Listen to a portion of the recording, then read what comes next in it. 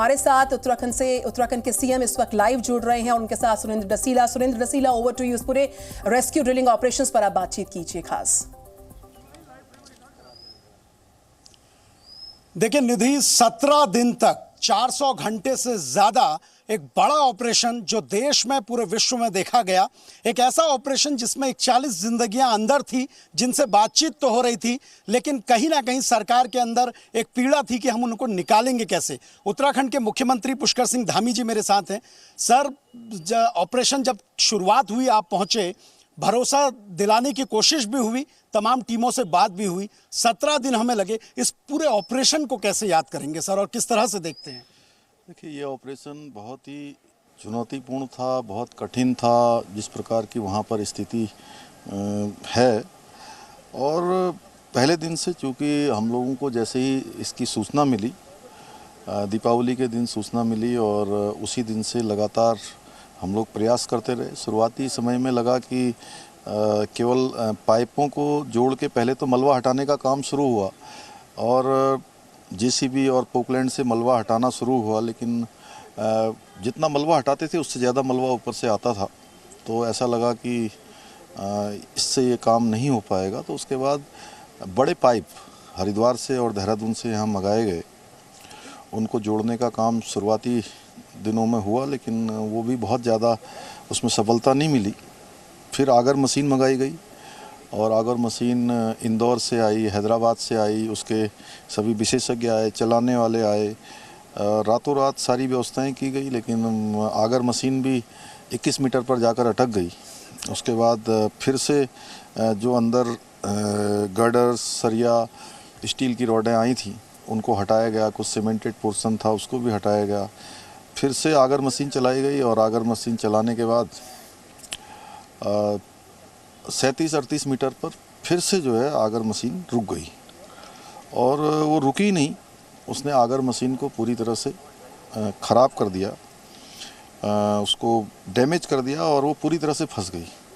उसके बाद रेस्क्यू जो अभियान था वो बहुत कठिन हो गया, क्योंकि हम तब तक ये सोच रहे थे कि हम बहुत नज़दीक पहुंच गए हैं और अब कुछ ही घंटों में जो है ये रेस्क्यू अभियान हमारा पूरा हो जाएगा, लेकिन वो काफ़ी उल्टा पड़ गया। और उसको फिर आगर मशीन को चूँकि जब तक निकाल नहीं सकते थे तब तक ये काम चल नहीं सकता था। आगर मशीन को निकालने के लिए पहले उसके ब्लेडों को काटा गया। ब्लेडों को काटने के बाद पाइप के अंदर जाकर आप सोचिए कि कितना कठिन होगा। पहले ब्लेडों को काटा गया, ब्लेडों को काट के फिर 1 मीटर बीच में से मशीन को काटा गया। ऐसे करते करते उसको निकालने में भी हमको लगभग 2-3 दिन का समय लग गया। 2-3 दिन के बाद आए तो उसके बाद ये तय हुआ कि अब मशीन नहीं चलाई जाएगी।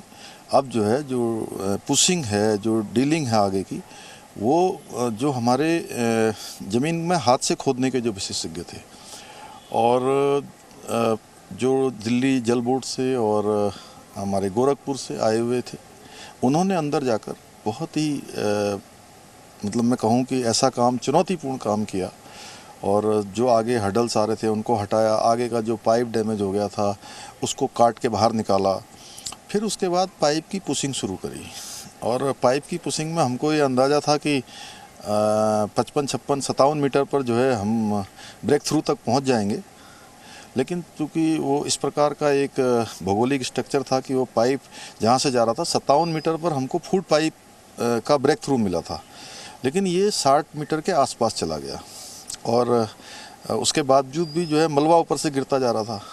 तो थोड़ा अंतिम समय तक भी कठिन लग रहा था, लेकिन भगवान की कृपा से, बाबा बौखनाथ की कृपा से और सभी लोगों ने, श्रमिक भाइयों ने, इंजीनियरों ने, विशेषज्ञों ने, भारत सरकार में हमारे आदरणीय प्रधानमंत्री जी ने, हर दिन, कोई ऐसा दिन नहीं था, इतना बड़ा चुनाव अभियान उनका चल रहा था, लेकिन वो एक अभिभावक के जैसे कोई माता पिता अपने बच्चों की चिंता करते हैं, अपने बेटे बेटियों की चिंता करते हैं, परिवार की चिंता करते हैं, वैसे उन्होंने चिंता की और प्रत्येक दिन एक एक चीज़ को बारीकी से पूछते थे कि जो हमारे श्रमिक भाई हैं उनके लिए खाना गया कि नहीं गया, उनके लिए ऑक्सीजन लगाया कि नहीं लगाया, पानी की क्या व्यवस्था हुई, अंदर वो उनके पास जो ज़रूरी दातून से लेकर जो छोटे छोटे सामान होते हैं रोज़मर्रा के, वो पहुँचे कि नहीं पहुँचे, उनके लिए तौलिया छोटी वाली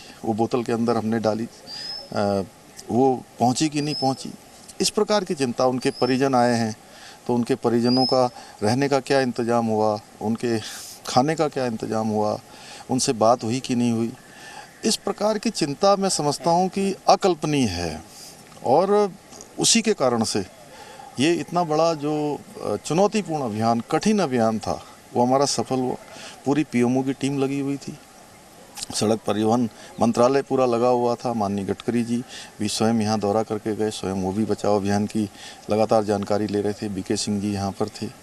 तो मैं ये कहना चाहता हूँ कि और हमारे यहाँ के जनप्रतिनिधि भी, उत्तराखंड के भी सारे लोग, इस क्षेत्र के, जनपद के, आसपास के सभी लोगों ने और हमारे असंख्य देशवासियों ने जो भगवान से लगातार इनके लिए प्रार्थना की, और उसी का परिणाम सर, जब जब ये ऑपरेशन याद किया जाएगा, ये भी याद किया जाएगा कि देवभूमि में एक ऐसा ऑपरेशन चला जिसमें देश के हर राज्य ने ताकत झोंक दी। ऑगर मशीन उड़ीसा से, गुजरात से आ रही है, प्लाज्मा कटर आप हैदराबाद से मंगा रहे, हर जगह से कुछ ना कुछ आया। इस कंट्रीब्यूशन को कैसे देखते हैं? नहीं, सारा देश इसमें एक था, और ऐसे समय में सारे देश की आपदा के समय में अलग अलग प्रतिक्रियाएं भी नहीं होनी चाहिए, और सब लोगों को एकीकृत होकर अगर एक दिशा में हम सब काम करते हैं, जैसा इसमें काम किया अधिकांश लोगों ने, अगर कुछ लोगों को छोड़ दिया जाए तो अधिकांश लोगों ने एक दिशा में काम किया। और हमारे प्रधानमंत्री जी का जो एक भारत श्रेष्ठ भारत का जो संकल्प है, पूरब से पश्चिम, उत्तर से दक्षिण, कश्मीर से लेकर कन्याकुमारी तक, वो यहाँ दिखाई दिया। पूरे देश के लोगों ने अपना योगदान दिया, मैं सबका आभार व्यक्त करता हूँ। सर, मैं पुष्कर धामी बोल रहा हूँ। ये शब्द पहली बार तब थे जब आपने पहली बार, सर हल्का सा वॉक करते हुए, पहली बार जब आपने मजदूरों से बात की, क्या किस तरह की सर कुछ बेचैनी रही होगी, क्या बात हुई उनसे सर, वो थोड़ा साझा कीजिए। देखिए, मेरे मन में ये था कि मैं एक बार उनसे बात करूँ, क्योंकि मैं पहले दिन जब आया था तो तब तक ये वाला पाइप जो जिससे फूड सप्लाई बाद में हुई, ये पाइप नहीं इस्टेब्लिश हो पाया था। तो बाद में जब उन्होंने वायर डालकर ये बात करना प्रारंभ कर दिया, तो मेरा ये था कि सबसे पहले मैं बात करता हूँ।